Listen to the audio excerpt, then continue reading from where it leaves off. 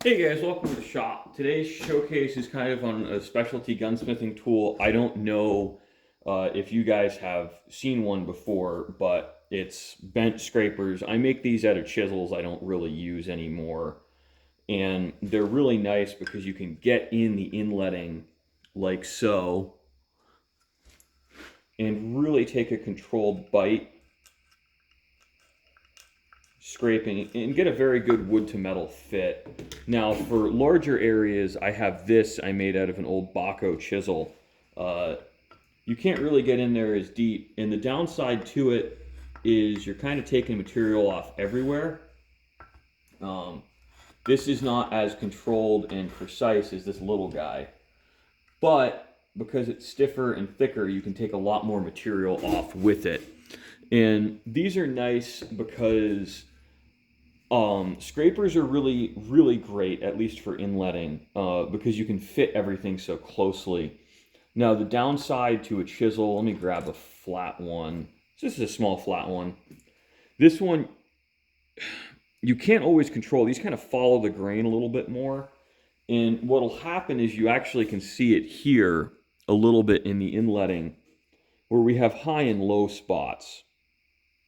Now this works all right. What I'm probably going to do in here, this is from the grain actually, this isn't from the chisel, but you'll get the same kind of pattern when you try and use a chisel. I'm going to clean this up with a file just to square it up, because once this starts, it's really hard to get control of it. Now fortunately what I like to do with shotgun stocks, this is going on an old side-by-side, I like to actually epoxy bed them. One, for when you're not doing perfect inletting, it helps, frankly, hide your mistakes. But secondly, you really don't have a lot of surface area for recoil load here. So you really maximize your contact.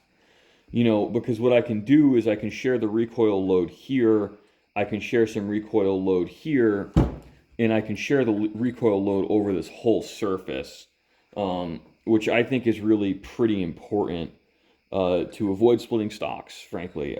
The reason this gun is getting a new stock is because the old stock split completely from here to here and split this way. And I discussed with the guy I'm doing this for, and he's just like, well, I'd like a nicer piece of wood on it anyway. So I'm going to make him a new stock. This is going to be a relatively long project. I think this is probably going to take 4 to 6 months to complete, just because this is really time consuming. And from a shop management perspective, I'm not going to work on this every day, all day for the week it's going to take to get the gun done. Well, not really a whole week, but I think you see what I'm stepping in here, because I'm not going to get anything else out the door in the same time frame.